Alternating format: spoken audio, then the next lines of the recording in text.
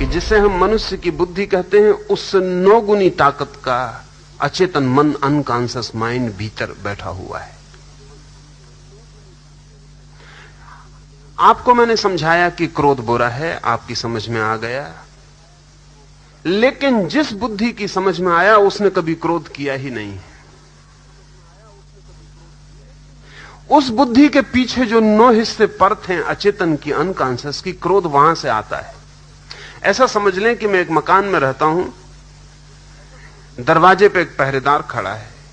उस बेचारे ने कभी क्रोध किया नहीं, और जब भी दरवाजे पे कोई उपद्रव होता तो घर के भीतर जो मालिक रहता है वो बंदूक लेकर दरवाजे पे आके उपद्रव करता है।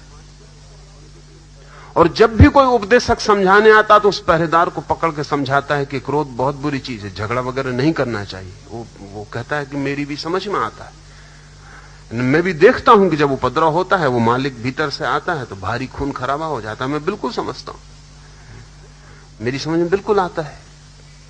मगर ये उपदेशक को पता नहीं कि जिसको वो समझा रहा है उसने कभी उपद्रव किया नहीं, और जिसने उपद्रव किया है इस पहरेदार से उसका कोई कम्युनिकेशन नहीं है, इससे कभी उसकी मुलाकात ही नहीं होती। और जब वो मालिक बंदूक लेके आता तब ये पहरेदार हाथ पर झुका के, सिर झुका के उसके चरणों में पड़ जाता है, क्योंकि वो मालिक है। और जब वो चला जाता तब पहरेदार अपनी कुर्सी पे बैठ के झपकी खाता रहता और सोचता है कि बहुत बुरी बात है, क्रोध होना नहीं चाहिए। आप जिस बुद्धि से समझ रहे हैं, अगर हम आपके मन के 10 खंड कर दें तो 1 खंड समझ का है और 9 खंड अंधेरे में पड़े। जीवन का सारा उपद्रव अंधेरे खंडों से आता है। जब आपके भीतर काम वासना पैदा होती है तो आपके उन 9 हिस्सों से आती है। और जब ब्रह्मचर्य की आप किताब पढ़ते हैं तो वो 1 हिस्सा पढ़ता है, पहरेदार। आप ब्रह्मचर्य की किताब पढ़ के रख देते हैं, बिल्कुल जज जाती है कि बात बिल्कुल ठीक है, लेकिन उस जचने से कुछ नहीं होता। जब वो भीतर के 9 हिस्से काम वासना से भरते हैं तब इस 1 हिस्से की कोई ताकत नहीं है, वो इसको एक तरफ हटा के बाहर आ जाते। इसके जुम्मे एक ही काम है कि जब वक्त मिले तो समझने का काम करे, और जब फिर वक्त मिले तो पश्चाताप करे। ये जो 1 हिस्सा मन, इसकी कोई सुनवाई नहीं है। ध्यान रहे कि मन में जितना गहरा हिस्सा होता है उतना ताकतवर होता है। परिधि पर, सरकमफ्रेंस पर ताकत नहीं होती, ताकत सेंटर में होती है। जिसको हम बुद्धि कहते हैं वो हमारी सरकमफ्रेंस है, परिधि है, घर के बाहर का परकोटा है। वहां कोई खजाने नहीं रखता। खजाने तो उस तिजोरी में दबे होते हैं जो घर का भीतरी से भीतरी अंतरंग है। तो हमारे जीवन की ऊर्जा तो अंतरंग में छिपी है और बुद्धि हमारे दरवाजे पर खड़ी है। इसी बुद्धि से पढ़ते हैं, इसी बुद्धि से सुनते हैं, इसी बुद्धि से समझते हैं। तो लाओ से जब कहता है समझ में आ जाए तो रूपांतरण हो जाता है, तो वो कह रहा उस सेंटर की समझ में आ जाए। वो जो आपके भीतर अंतरस्थ बैठा हुआ अंतिम मालिक है उसकी समझ में आ जाए तो क्रांति हो जाती। अब हमारी कठिनाई भी स्वाभाविक है, वास्तविक है कि हमें लगता है समझ में आ गया, फिर क्रांति तो होती नहीं, हम वहीं के वहीं खड़े रह जाते हैं। और इस तथाकथित समझ से और एक उपद्रव शुरू होता है। वो उपद्रव ये होता है कि अब हम द्वैत में बढ़ जाते हैं। मन भीतर से कुछ करवाता है, हम कुछ करना चाहते हैं, वो कभी होता नहीं, होता वही है जो भीतर से आता है।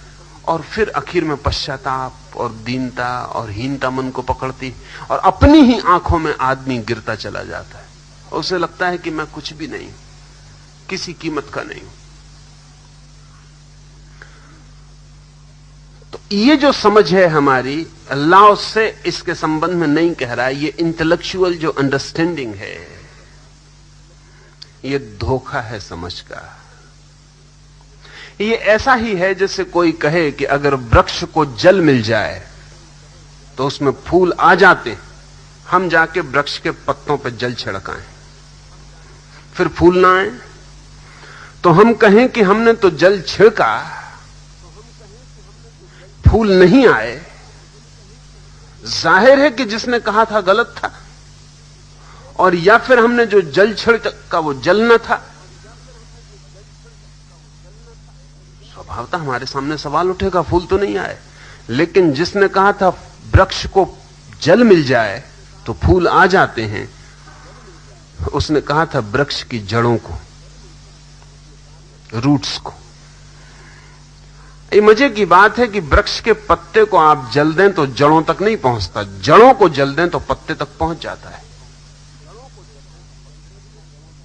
क्योंकि पत्तों के पास कोई यंत्र नहीं है कि जलों को रूट्स तक पहुंचा दे, जड़ों तक पहुंचा दे जल को। जड़ों के पास यंत्र है। जड़ें केंद्र हैं वृक्ष की, पत्ते तो परिधि हैं। इसलिए पत्ते रहें कि गिर जाएं नॉन एसेंशियल है, दूसरे पत्ते आ जाएंगे। लेकिन जड़ें चली जाएं तो दूसरी जड़ें लाना बहुत मुश्किल है, असंभव है।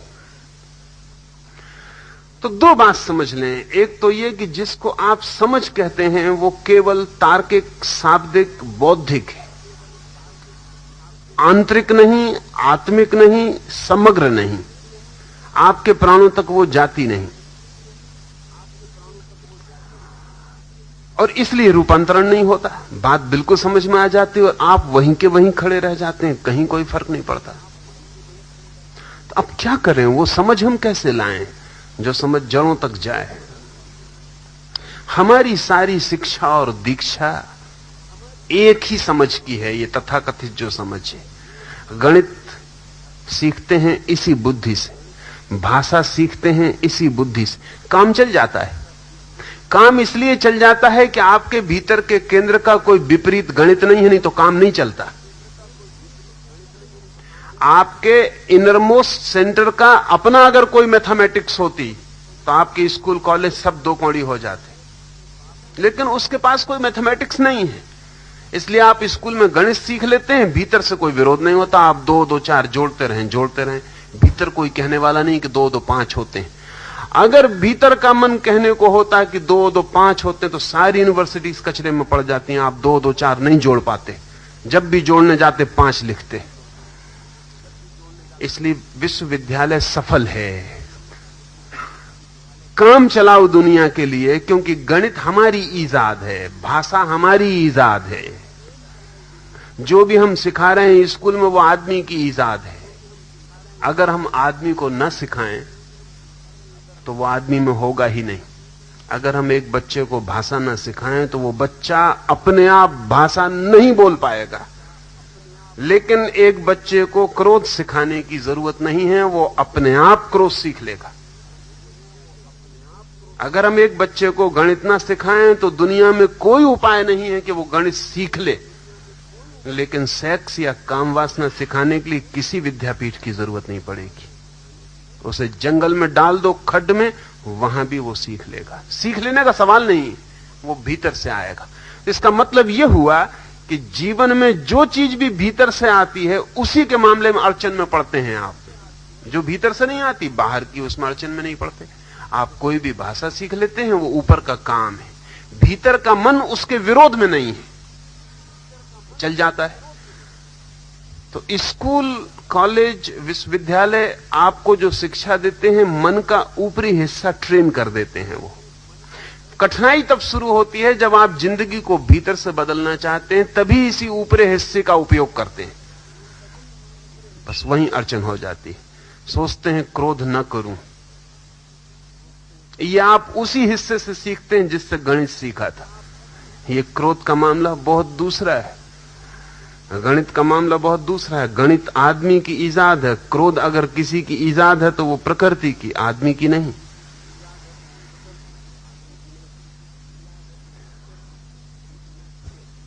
इसी से हम समझ का काम लाते हैं, तब अड़चन हो जाती है, काम नहीं होता है। अब उस भीतर तक समझ को ले जाना हो तो उसकी प्रक्रिया है। प्रक्रिया का अर्थ यह हुआ कि आपको यह समझ भी कैसे मिली है, यह भी एक प्रशिक्षण है। आपको यह आपको एक 20-25 साल के प्रशिक्षण के द्वारा यह संभव हुआ है कि 2 और 2 4 होते हैं।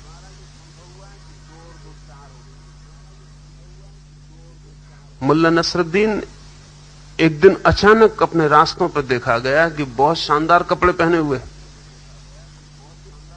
हाथ में हीरे की अंगूठी लगाई हुई। लोग चकित हुए, लोगों ने घेर लिया कि मुल्ला क्या हुआ?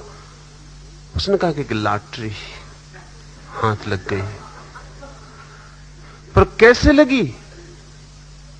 मुल्ला ने कहा कि 3 रात तक लगातार सपना देखा जिसमें मुझे 7 का आंकड़ा दिखाई पड़ता था। 3 रात। तो मैंने सोचा 7 या 28। मैंने नंबर लगा दिया। पर लोगों ने कहा, अरे मुल्ला क्या कह रहे हो, 7 या 28? 7 या 21 होते। मुल्ला ने कहा होते होंगे, लेकिन लॉटरी 28 पे मिली। इससे कोई लॉटरी मिल गई 28 पे।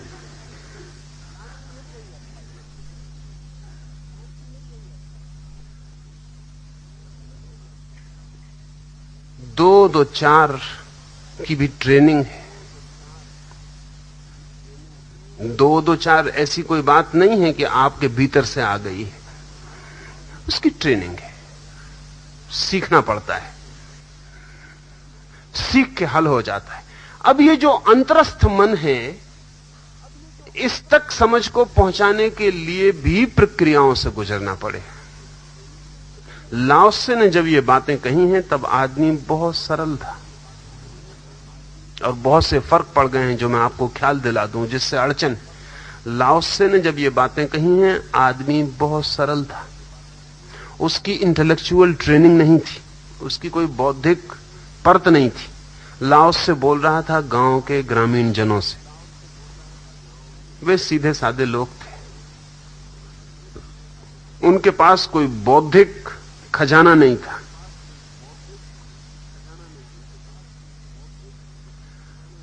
प्रकृति के सीधे करीब थे,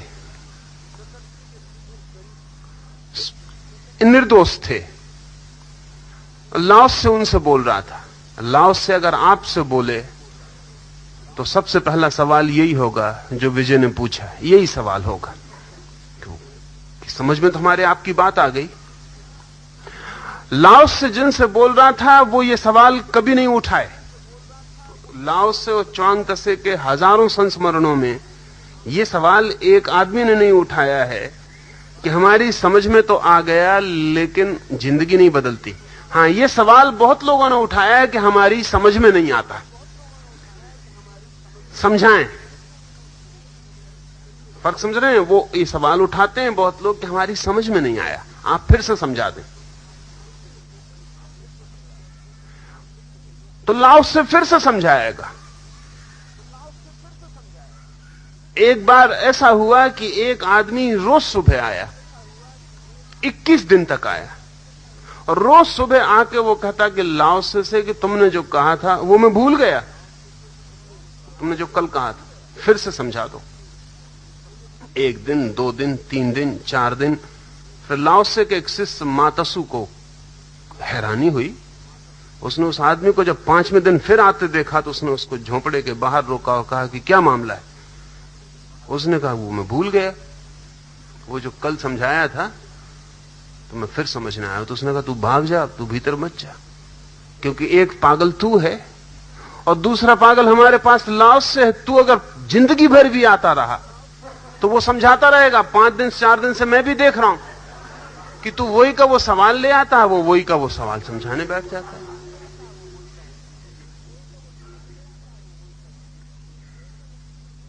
जब ये बात ही चल रही थी मात्सु के साथ, तभी लाओ त्से बाहर आ गया। उसने कहा आ गया भाई,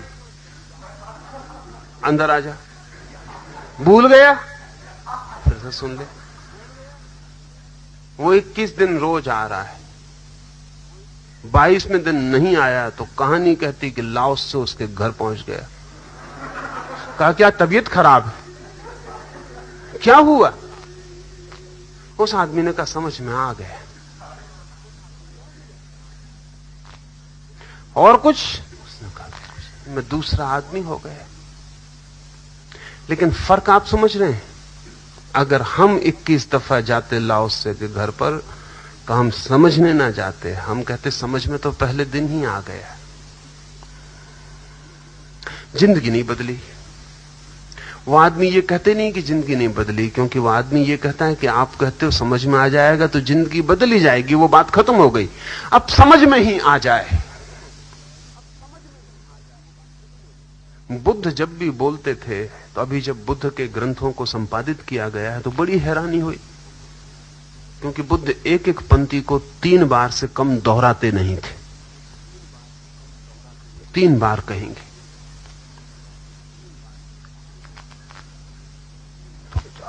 3 बार छापो तो नाहक 3 गुनी किताब हो जाती और पढ़ने वाले को भी कठिनाई होती।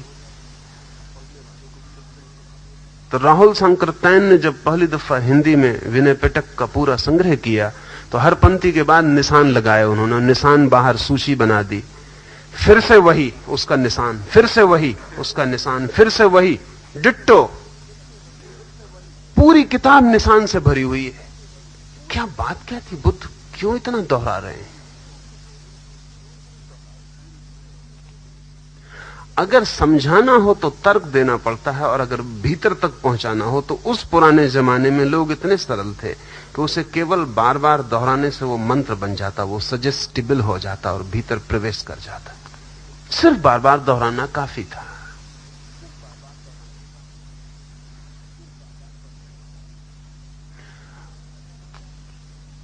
जितनी बार दोहराया जाए उतना भीतर प्रवेश करने लगता है।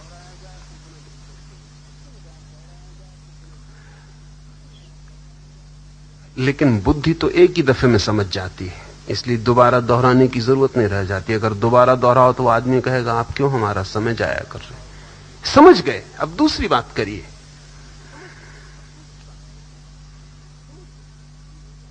आज भी जो लोग अनकॉन्शियस माइंड के साथ काम करते हैं वो सिवाय दोहराने के और कुछ नहीं करते।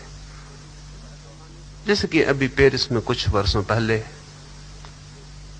एमाइल कुए नाम का एक बहुत बड़ा मनोवैज्ञानिक था, जिसने लाखों लोगों को ठीक किया, पर वो एक ही बात दोहराता था कि तुम बीमार नहीं हो। और वो घंटे भर लिटाए है उस आदमी को दोहरा रहा है कि तुम बीमार नहीं हो, तुम बीमार नहीं हो। वो आदमी कह सकता है कि समझ गए एक दफा, अब इसको बार बार कहने का क्या प्रयोजन? पर एमाइल कुए कहता है कि तुमसे मुझे मतलब नहीं है, तुम तो समझ गए, तुम तो पहले ही समझ रहे हो।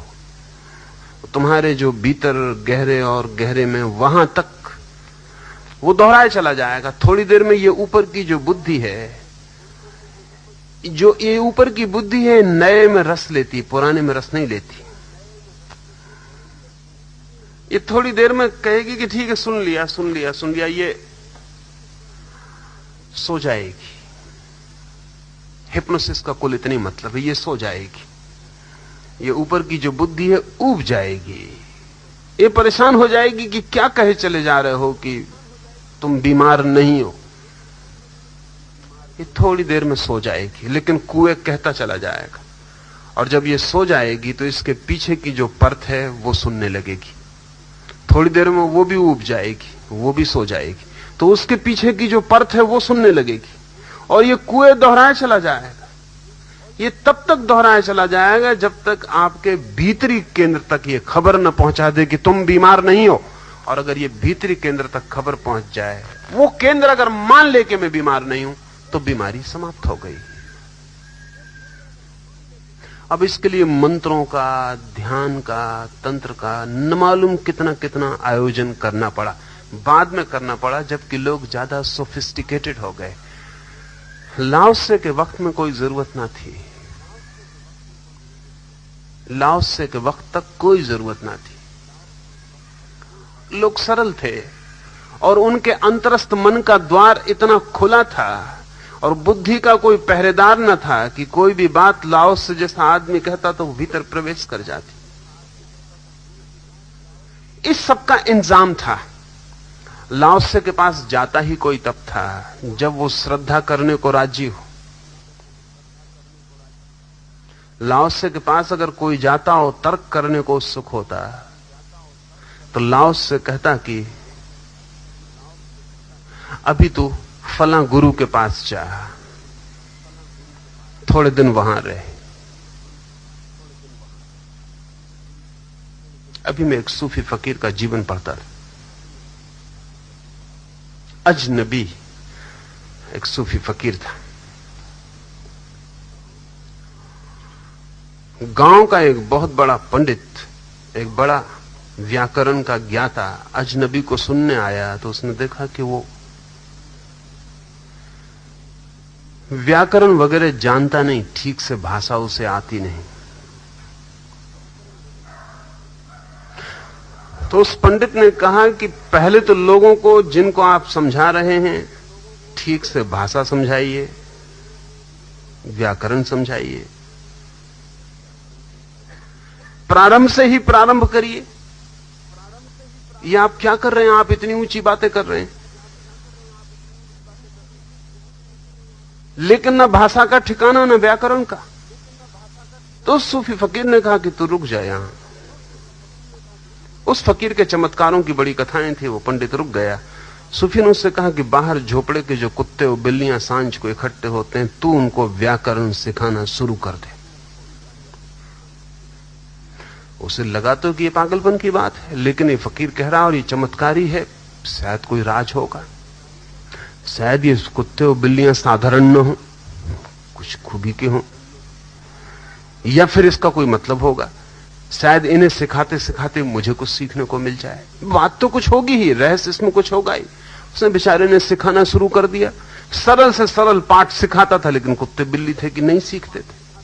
6 महीने बीत गए, वो भी थक गया। फकीर कई बार पूछा कि कोई प्रगति, कोई प्रगति तो नहीं हो रही। फकीर ने कहा बिल्कुल प्रारंभ से प्रारंभ किया है ना, बिल्कुल प्रारंभ से प्रारंभ किया, इससे और आगे प्रारंभ भी नहीं होता। कोई कुछ भी सिखा पाए? उसने कहा कोई एक कदम ही नहीं उठ रहा आगे।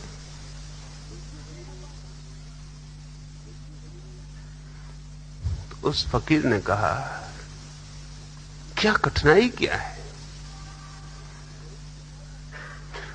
उस पंडित ने कहा वो भाषा ही नहीं जानते, बोलने ही नहीं जानते। बोलना जानते हो तो मैं व्याकरण भी सिखा दूं।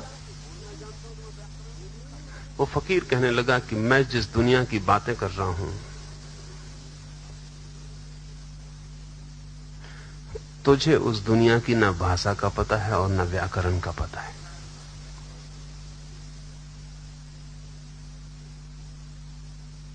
तुझे उसका पता हो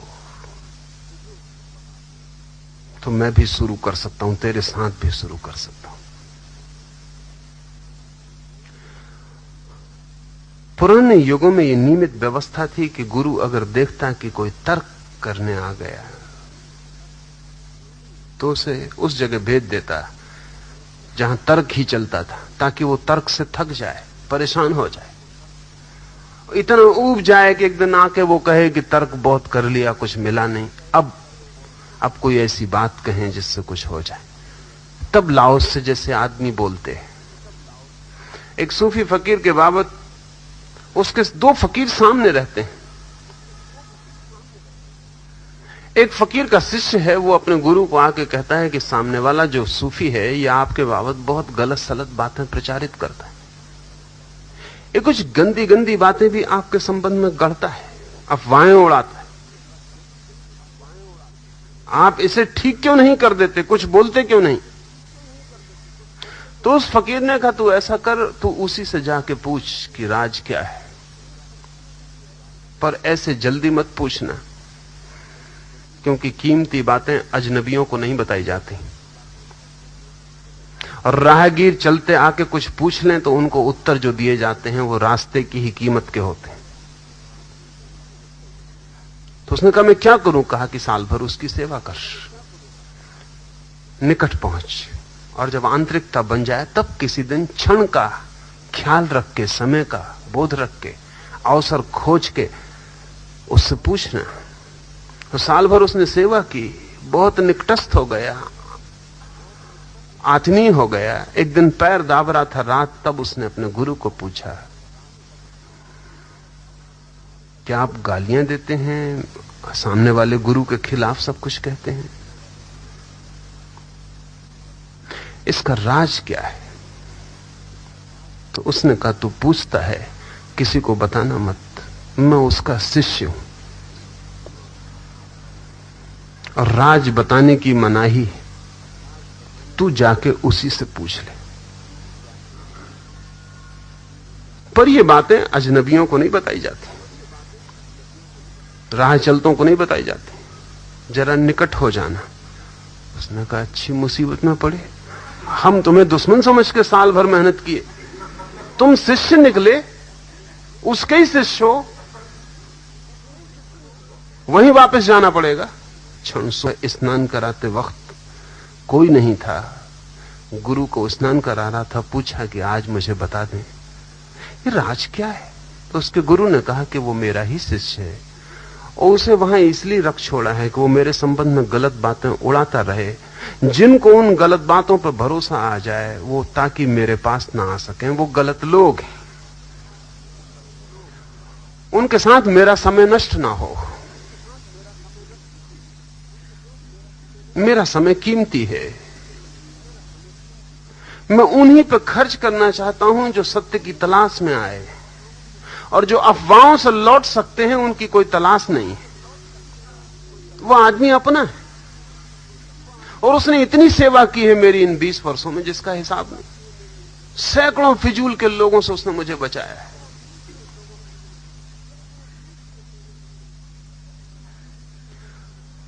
ये नियमित व्यवस्था थी।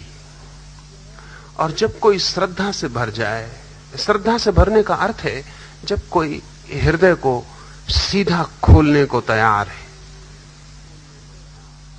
अभी साइकोलॉजिस्ट या साइकोएनालिस्ट क्या कर रहे हैं, वो इतना ही कर रहे हैं। एक मरीज पे 3 साल तक साइकोएनालिसिस चलती है। कोच पे लिटाया है मरीज को, घंटों हजारों घंटों उससे चर्चा होती। मरीज कहता जाता है, चिकित्सक सुनता जाता है। किस लिए? वो सिर्फ इसलिए कि कहते कहते कहते कहते मरीज बुद्धि की ऊपरी बातें थोड़े दिन में चुक जाएंगी, तब वो भीतर की बातें कहना शुरू कर देता है। फिर वो भी चुक जाती हैं तो और आंतरिक बातें कहने लगता, ओपनिंग हो जाती। वर्ष भर निरंतर चिकित्सक के पास कहते कहते कहते कहते वो आंतरिक चीजों को बाहर निकालने लगता है। और जब चिकित्सक देखता है कि अब वो चीजें बाहर निकलने लगी जो बहुत गहरी हैं, तब वक्त आया, ये आदमी सजेस्टिबल हुआ, इसको अब कोई सुझाव डाला जा सकता है। अब इसके भीतर का दरवाजा खुल गया, अब इसके भीतर कोई बीज डाल दिया जाए तो वृक्ष बन जाएगा। समझ का अर्थ है आपके भीतरी तल तक पहुंच जाए कोई बात, लेकिन तर्क कभी ना पहुंचने देगा। और हम तर्क से ही समझना चाहते हैं, और तर्क ही उपद्रव है, वही पहरेदार है। वो कहता है पहले मुझे समझाओ, अगर मुझे समझाओ तो मैं मालिक से मिला दूं, और अगर मुझे नहीं समझा पाते हो तो मैं मालिक से क्या मिलाऊं। और फिर कठिनाई ये कि जब वो समझ जाता है तो वो समझता है समझ गए, मालिक हो गए। फिर वो देखता है समझ तो हो गई लेकिन कुछ हल नहीं होता, क्योंकि कोई जिसको हम बुद्धि कहते हैं उसके पास कोई भी शक्ति नहीं है। जिसको हम कहें कोई भी फोर्स टू एक्ट बुद्धि के पास नहीं है। और फोर्स टू एक्ट जो है, शक्ति काम करने की, वो बुद्धि के पीछे किसी और छिपे तल में, इसलिए ये व्यवधान पड़ता है। तो अगर उस तक पहुंचना है तो फिर अगर नहीं पहुंचता सीधा, किसी को पहुंच जाता हो तब तो कोई सवाल नहीं। अगर नहीं पहुंचता सीधा तो पहले इस बुद्धि के पहरे को तोड़ने के लिए उपाय करने पड़ते हैं, कुछ ध्यान करना पड़े, इस बुद्धि के पहरे को तोड़ना पड़े। और ध्यान की कोई ऐसी प्रक्रिया उपयोग में लानी पड़े जो आपको निर्बुद्धि बना दे,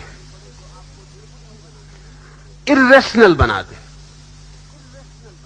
जैसे मैं जो ध्यान का प्रयोग करता हूं वो बिल्कुल बुद्धिहीन है, तो बुद्धिमान उसको देख के भाग जाएगा। वो कहेगा ये क्या हो रहा कि लोग नाच रहे, चिल्ला रहे, कूद रहे, पागल। लेकिन जो आदमी नाच रहा है, कूद रहा है, वो बुद्धि के तल से नीचे उतर गया, क्योंकि बुद्धि तो सेंसस का काम करती है। वो कहती क्यों हंस रहे हो, अभी कोई हंसने की बात ही नहीं, पहले हंसने की बात तो होने दो फिर हंसना। कहते क्यों रो रहे हो, अभी कोई रोने की बात ही नहीं, क्यों कूद रहे हो, कोई जमीन में आंच लगी है, आग लगी है कि तुम कूद रहे हो, ये क्यों घूंसे तान रहे हो हवा में, पहले किसी को गाली देने दो फिर घूंसा उठाना। बुद्धि पूरे समय ये कह रही है कि जो तुम कर रहे हो वो तर्कयुक्त हो, लेकिन जिंदगी में कभी भी कुछ तर्कयुक्त किया है? जब किसी से प्रेम हो जाएगा तब बुद्धि कहां होगी? और जब किसी से क्रोध हो जाएगा तब बुद्धि कहां होगी?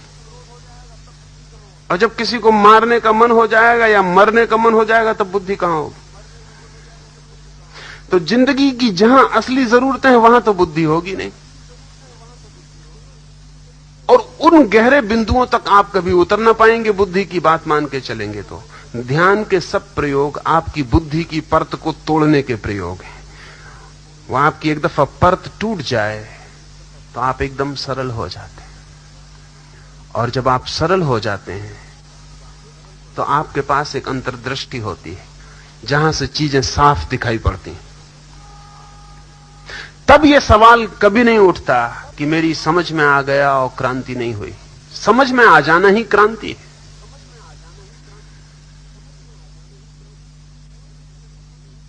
To know is to be transformed. Knowledge is transformation. ये सवाल फिर नहीं उठता, लेकिन ये उठता है। और मैं ये नहीं कहता कि गलत उठता है। हम जैसे हैं आज उसमें ये सवाल उठेगा। हम दो हिस्सों में बटे हुए हैं। जिस हिस्से से समझते हैं उसका कोई संबंध नहीं, उस हिस्से से जिससे करते हैं। करने का हिस्सा अलग, समझने का हिस्सा अलग। घर डिवाइडेड है, दो टुकड़ों में बटा हुआ है। जिसके हाथ में ताकत है करने की वो समझने नहीं आता। जिसके हाथ में करने की कोई ताकत नहीं है वो समझने आता है। इन दोनों के बीच कभी कोई मेल नहीं होता। अब इसमें क्या किया जाए? इसमें एक ही उपाय है कि आप इस समझने की जो परत है इसको तोड़ के थोड़ा नासमझी की दुनिया में उतरे और थोड़ा नासमझ होके देखें।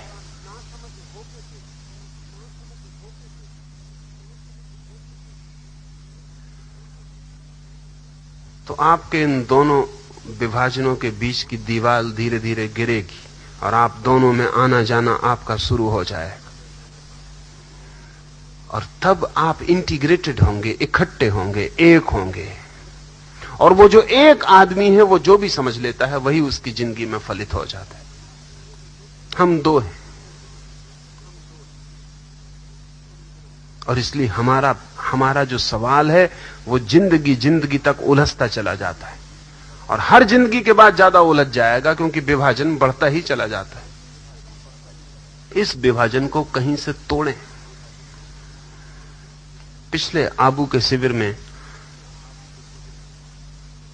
एक मित्र, पढ़े लिखे, बड़े सरकारी एक पद पर, वो देखने आए थे। 2 दिन तो वो देख रहे थे। मुझसे आके कहा कि ये तो मैं न कर पाऊंगा, ये जो लोग कर रहे हैं ये मैं न कर पाऊंगा। तो मैंने कहा कि ये आप कैसे कहते हैं कि ना कर पाएंगे? करके देख के कह रहे हैं, बिना करे कह रहे हैं, या सिर्फ इस भय से कह रहे हैं कि भीतर डर है कि हो तो ये भी मुझसे जाएगा? किस वजह से कह रहे हैं? वो कुछ थोड़े डरे। पत्नी उनके साथ थी, उसकी तरफ देखा। मैंने उनकी पत्नी को कहा कि तुम जाओ, उनको तुम्हारे सामने शायद वो अपनी बुद्धिमानी न छोड़ पाए, तुम हटो। वो कहने लगे डर से ही कह रहा हूं, मुझे भी ऐसा लगता है कि अगर मैं भी कूद पड़ूं तो बहुत उपद्रव मचाऊंगा। फिर मैंने कहा उसे मचाओ, एक दफा उसे मचा के देखो, तुम अपने नई ही सूरत से परिचित होगे। वही तुम्हारी असली सूरत है।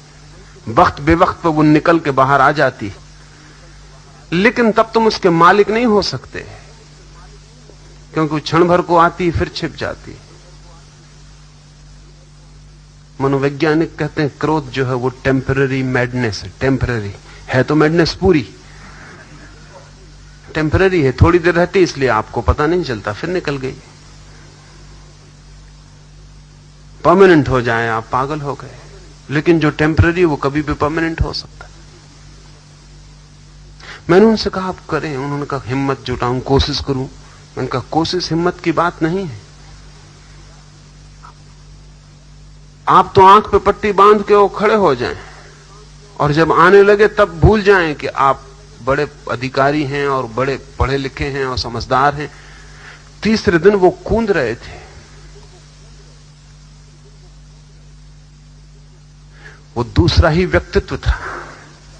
लौट कर उन्होंने मुझे कहा कि मैं इतना हल्का हो गया हूं कि उड़ जाऊं, इतना हल्का हो गया हूं, भीतर से न मालूम कितनी बीमारी बाहर निकल गई है।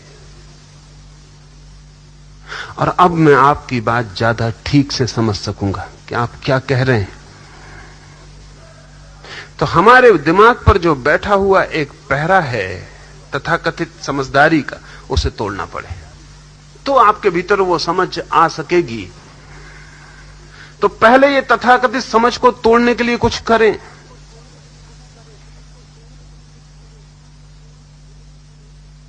जुन्नैद नाम का सूफी फकीर था, उसके पास कोई साधक आता तो पहले उससे वो कोई पागलपन करवाता, कोई पागलपन करवाता। उससे कहता कि जाओ बाजार में सड़क पर खड़े हो जाओ और लोगों से कहो कि जो मुझे एक जूता मारेगा उसको मैं एक आशीर्वाद दूंगा,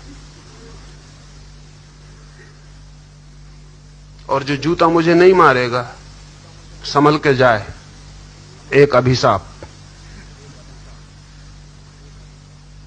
वो आदमी कहता है आप ये क्या कह रहे हैं? और वो कहता पहले तुम एक बस्ती का चक्कर लगाओ, फिर हमारी तुम्हारी बात हो सकेगी। तुमसे हमारा मामला नहीं चलेगा, तुम जरा 2-4-10 जूते खा के आओ, फिर इसको गिर जाने दो जो तुम्हारे ऊपर बैठा है, फिर जरा हम भीतर तुम्हारी सीधी सीधी बात हो सकेगी। समझ की भीतरी गहराई के लिए कहता है लाओस से। वो ठीक कहता है कि डालो कांटा समझ का तो क्रांति की मछली पकड़ में आएगी, लेकिन आप अपने घर की बाल्टी में बैठे कांटा डाले उसमें नहीं आएगी। आपको खुद ही पता है कि इस बाल्टी में कोई मछली ही नहीं। आप जिस बुद्धि में पकड़ने चल रहे हैं क्रांति को, वहां कोई क्रांति नहीं है। जिसको आप बुद्धि कहते हैं वो सबसे ज्यादा कन्फर्मिस्ट हिस्सा है, सबसे ज्यादा ऑर्थोडॉक्स हिस्सा है आपके व्यक्तित्व का। वहां कुछ पकड़ में नहीं आएगा। उससे गहरे में जहां जीवन की धारा बहती है, जहां तरलता है, जहां चीजें जन्म लेती हैं, अराजकता है, जहां क्यास है अस्तित्व का, भीतर गहरे में, जहां हृदय में, जहां सारी ऊर्जा उठती, जहां से काम आता, क्रोध आता, प्रेम आता, घृणा आती, दया करुणा आती, वहां ये गणित और भाषा जहां चलती है वहां से नहीं, ये भूगोल और इतिहास जहां पढ़ा जाता है वहां से नहीं, केमिस्ट्री और फिजिक्स की जानकारी जहां से होती है वहां से नहीं, जहां से प्रेम पैदा होता, जहां से घृणा पैदा होती, जहां जीवन के मूल स्रोत बहते हैं, वहां जब कांटा डलता है समझ का तो क्रांति की मछली पकड़ में आती है, उसके बिना नहीं आती। अब अगर कभी 1000 में कोई एक आध ऐसा सरल आदमी होता है तो तत्काल हो जाता है। आज तो वो हालत कम होती चली जाएगी। आज तो हमें कुछ उपाय, कुछ डिवाइस करनी पड़ेगी जिससे तोड़ें, पहले तोड़ें, फिर भीतर प्रवेश हो सकता है। और तब समझो क्रांति दो चीजों के नाम नहीं है, एक ही सिक्के के दो पहलू हैं। दूसरा सवाल पूछा है कि लाओस से अगर कहता है कुछ ना करो तो पुरुषार्थ का क्या होगा? क्या तुम समझते हो कुछ ना करना कोई छोटा मोटा पुरुषार्थ है?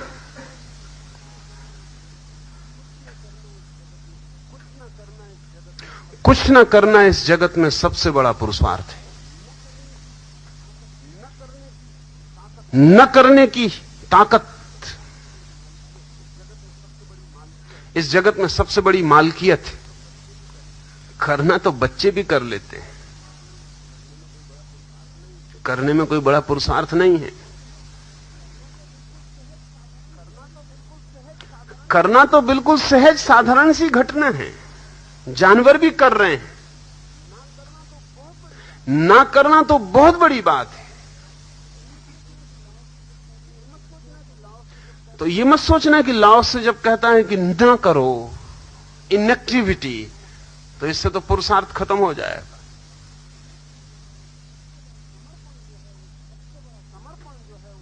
समर्पण जो है वो सबसे बड़ा संकल्प है। अभी बहुत उल्टा ख्याल में आता नहीं ना हमें लगता है कि समर्पण, किसी के चरणों में सिर रख दिया तो हम तो मिट गए। लेकिन पता है कि किसी के चरणों में सिर रखना साधारण आदमी की हैसियत की बात नहीं है। और किसी के चरणों में सचमुच सिर रख देना, पूरी तरह अपने को छोड़ देना, उसकी ही सामर्थ्य की बात है जो पूरी तरह अपना मालिक हो। छोड़ोगे कैसे? सिर पैर पर रख देने से थोड़ी रख जाता है। इतनी मालकियत भीतर हो कि कह पाए कि ठीक छोड़ते हैं पूरा। लेकिन छोड़ेगा कौन? आप छोड़ सकते हो, जो क्रोध नहीं छोड़ सकता, जो सिगरेट पीना नहीं छोड़ सकता, वो पूरा छोड़ देगा स्वयं को। तो एक आदमी सिगरेट पीना छोड़ता तो वो कहता हम बड़ा पुरुषार्थ कर रहे हैं, वो भी छूटती नहीं। तो पूरा अपने को समर्पित करना वो छोटा पुरुषार्थ नहीं है।